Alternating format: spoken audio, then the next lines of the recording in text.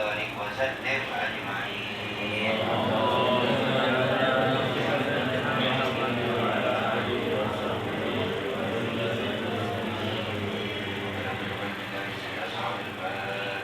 أعوذ بالله من الشيطان الرجيم. بسم الله الرحمن الرحيم. الحمد لله الرحمن الرحيم مالك يوم الدين إياك نعبد وإياك نستعين.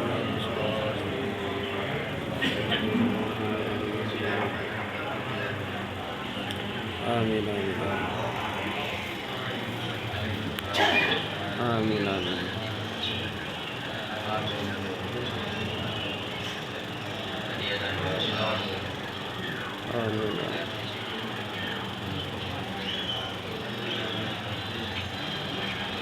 آمين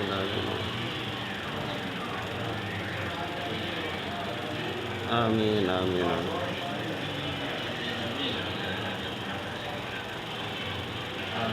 آمين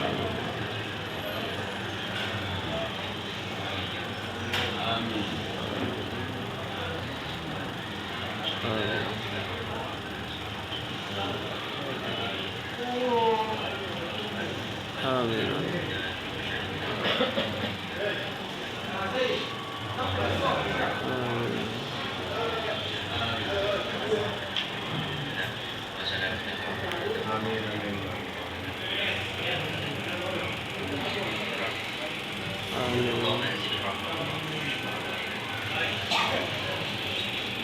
آمين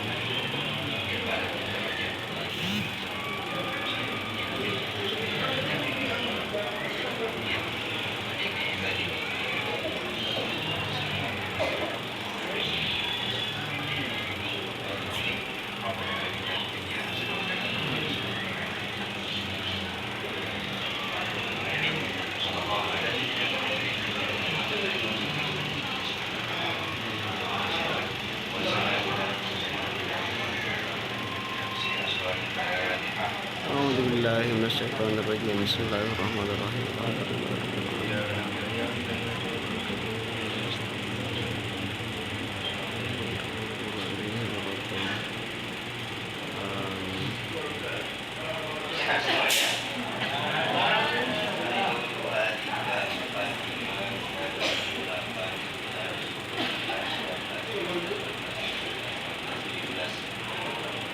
Tiga orang saudara kita kurang sehat. Pada malam hari ini hanya sedikit yang ingin saya sampaikan bahwa program kita selama di Mekah ini melaksanakan ibadah umroh sebanyak 5 kali. Sebanyak 5 kali. Alhamdulillah pertama kali sudah kita laksanakan dengan baik, dengan sempurna. Proses umroh itu ya memang seperti itu. Kalau kita mau bertanya umroh itu seperti apa kan? Umroh itu seperti itu. Kita ambil niat dari mikot. Kebetulan mikotnya kita yang pertama lumayan jauh, karena memang mikotnya ahli Madinah, penduduk Madinah, mikotnya itu dari Birmani. Bukan hanya penduduk Madinah, yang mukim di Madinah kalau mau ke Mekah mikotnya harus ambil dari Birmani. Bagi orang yang sudah mukim di Mekah, maka mikotnya tinggal milih sendiri. Apa mau ambil mikot ke Takim, apa mau ambil mikot ke Jironah, apa mau ambil mikot di Hudaybiyah, apa mau ambil mikot di Qarnul Manazil, terserah. Kalau penduduk ya atau yang sudah mukim di Mekah. Dan kebetulan 4 tempat ini akan kita datangi semua, akan kita ambil mikotnya semua. Yang kebetulan besok kita ambil mikotnya dari Jironah. Sebelum ambil mikot dari Jironah, kita akan berziarah dulu ke beberapa tempat, yakni tempat-tempat di mana bagi para jemaah haji melaksanakan ibadahnya, ibadah wajibnya.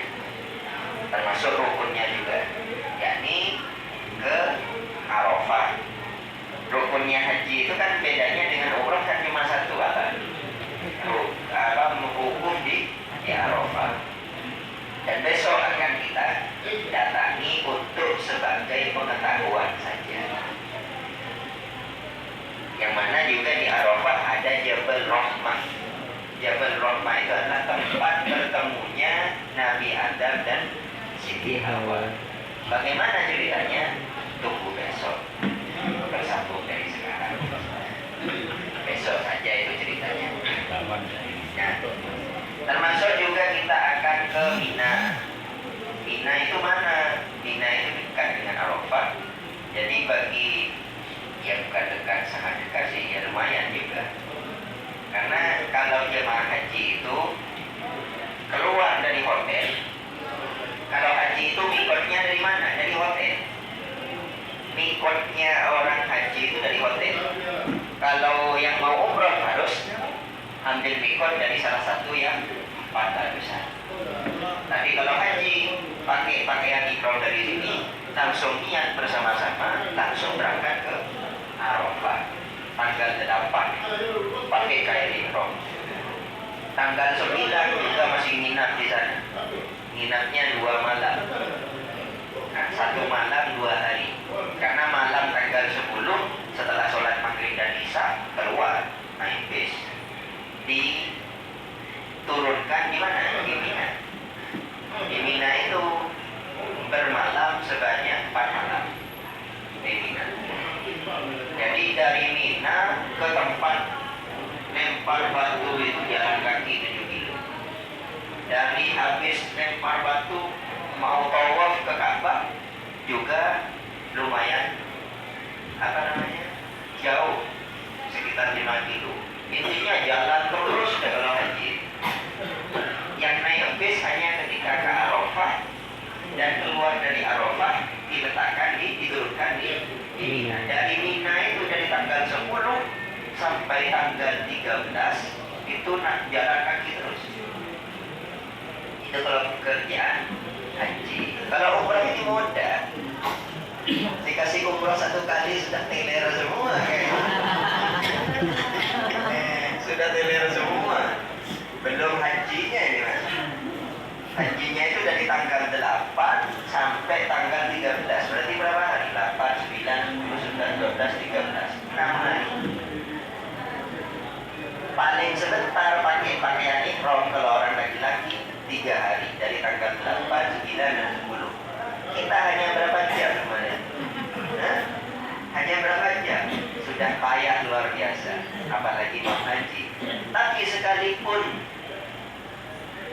pekerjaan haji yang melelahkan, ganjarannya juga besar.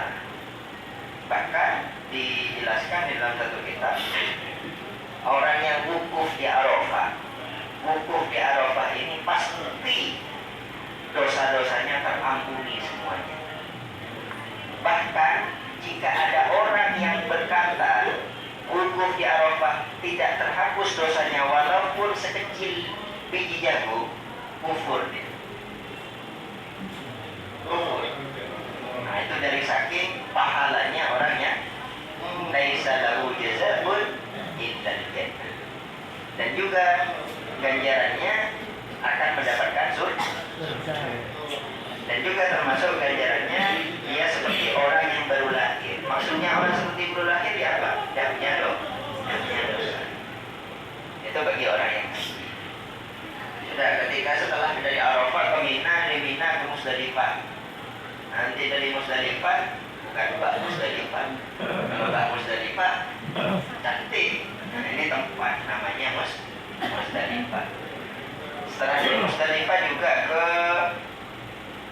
hanya lewat saja nanti. Ini tempat disembelihnya Nabi Ismail yang kemudian diganti oleh Allah Ta'ala, diganti dengan kambing. Tapi hanya lewat saja, tidak bisa turun.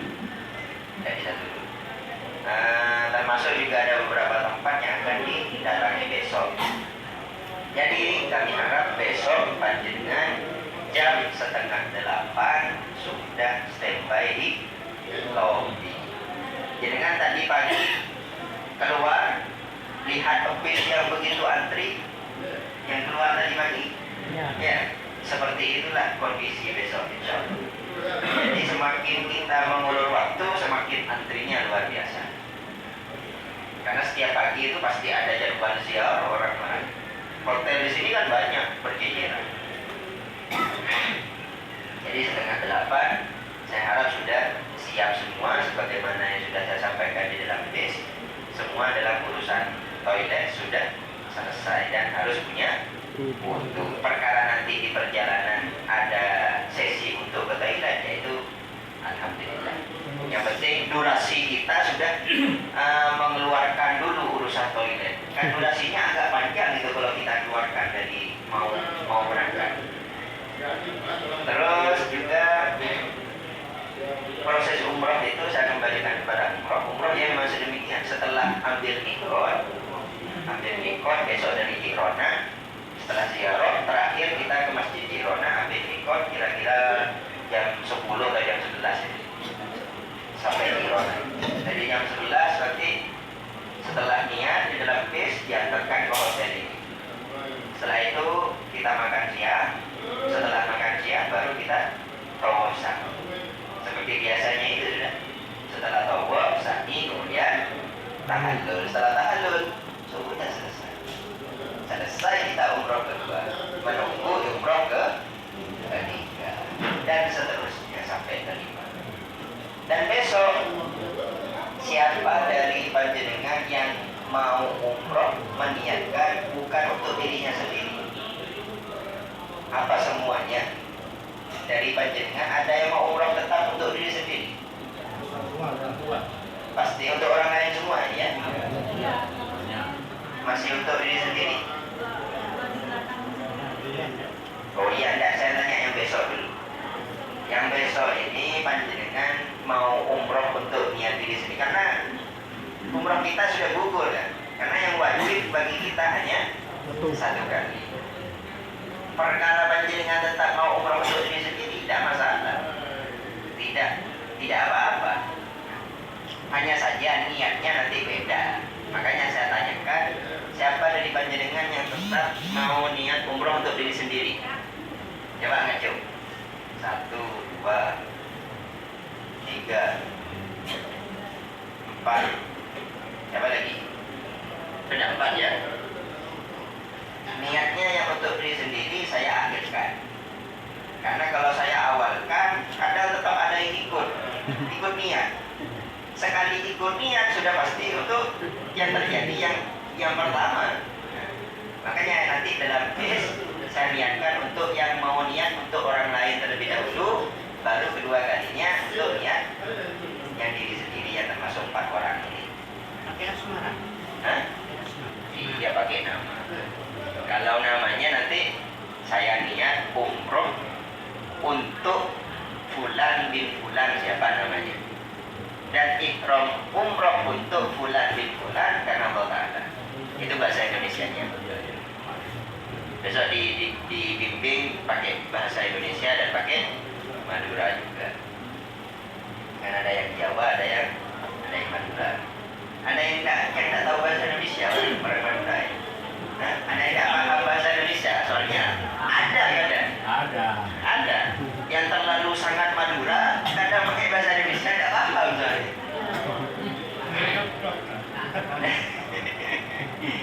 Nah, terus juga yang tidak sehat, yang kurang sehat atau lelah tidak perlu memaksakan diri.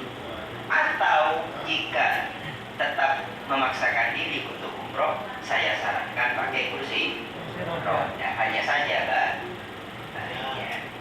Atau pakai sepeda listrik. Sepeda listrik itu kalau sa'inya saja sekitar 57 rial.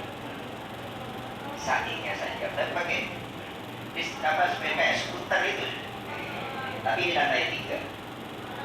Di lantai 3. Kalau 2 orang 115. Kalau sa'inya saja.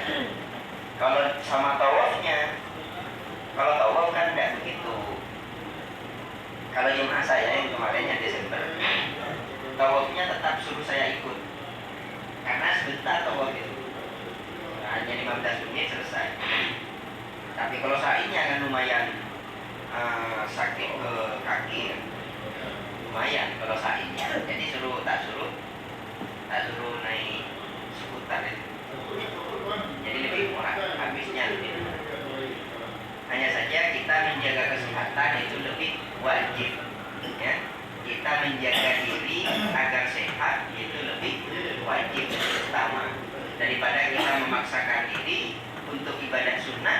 yakni yang berupa umroh, dan kita sudah sunnah kedua kali memaksakan ini sampai alhamdulillah pas sakit, pas tambah parah, tambah dan tambah alhamdulillah. Jadi kita lebih harus mementingkan kewajiban kita merawat diri kita sendiri dari kelelahan. Ini hanya saran dari saya, monggo yang kurang sehat tetap umroh juga, niat umroh.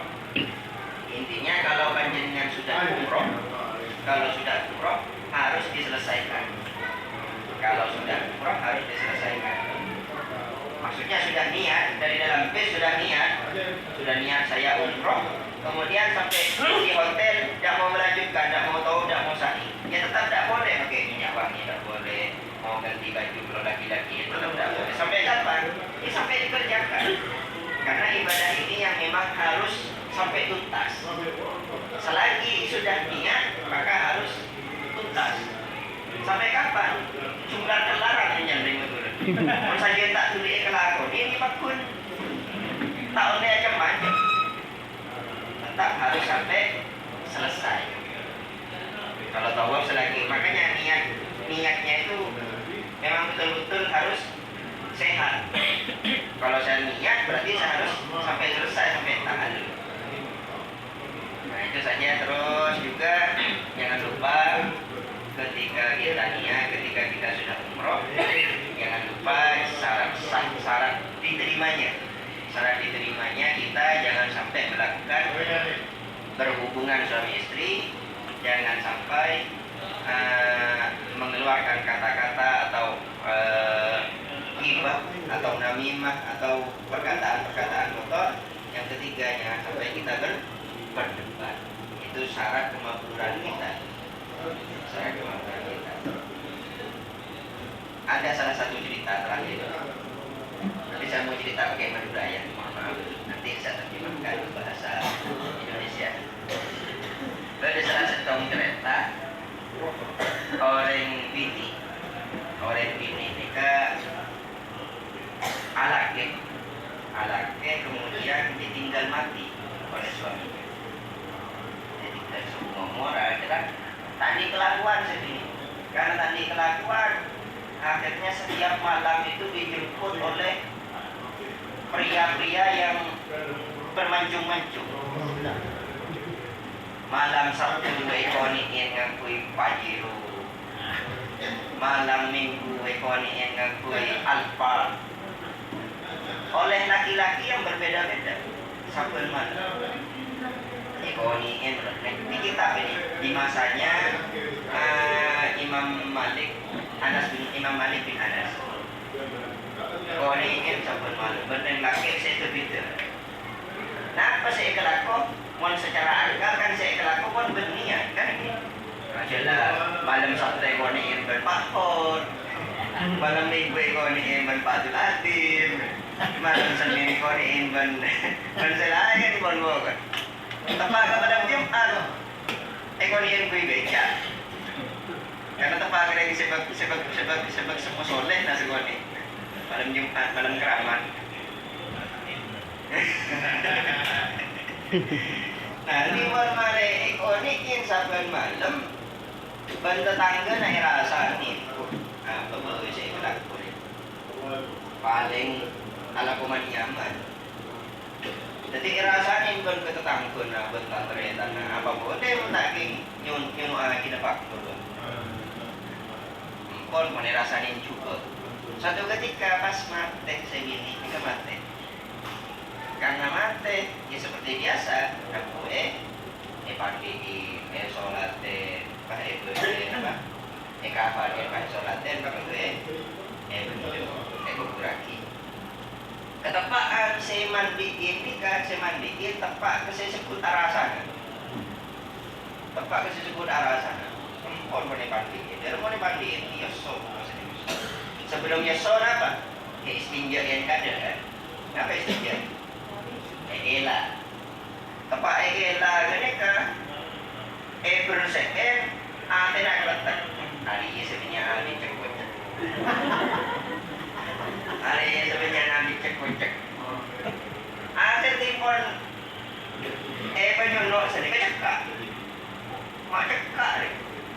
ngike. Tepak odin kan kita ngike sing mati. Kosang pada rumah. Jangan semandiin saya, marah tuh dia. Tuh di kemarin. Pada rumah ya aku cekak, aku tak bisa keluar. Kerikian kita nyono aku cetok. Akhirnya udah rumah ya takun kosong tapi akhirnya mendatang kiai mendatang ulama si pesul masail kata aku dan Muhammadiyah ada ban kan udah rumah nih kan nah waktu tulian bendem tapi ki cekak berdiri ini secekak ki nyono ya mon ikat tok semandiin maka susah kasi odi. Ketok se mate, masa itu dia selok.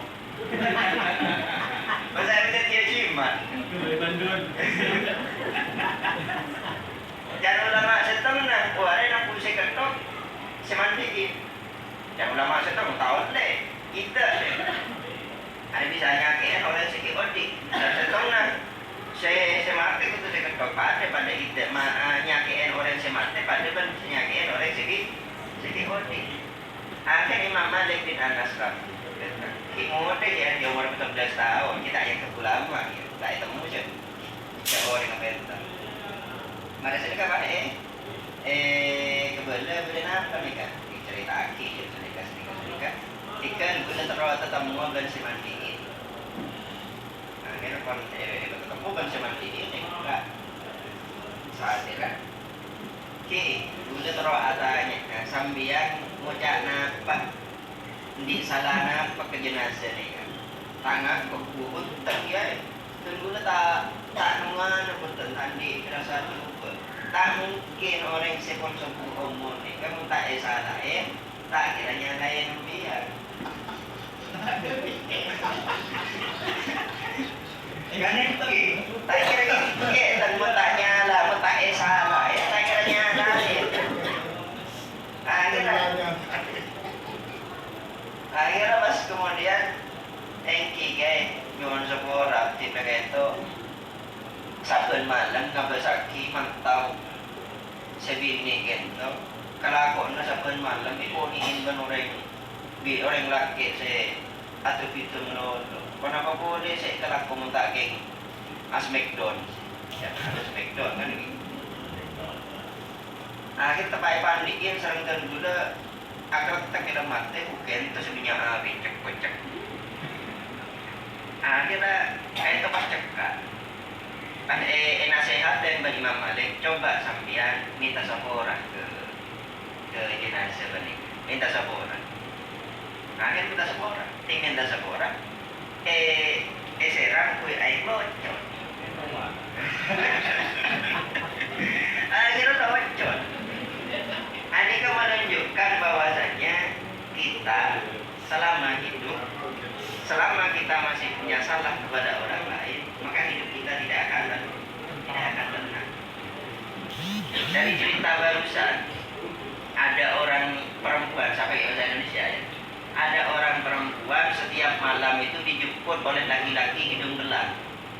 Setiap malamnya, malam Sabtu dijemput pakai kendaraan ini, malam Minggu, malam Senin, setiap malam. Akhirnya tetangganya itu punya firasat jelek, bahkan sampai memfitnah, oh ini pekerjaannya jadi doli, jadi ini, jadi.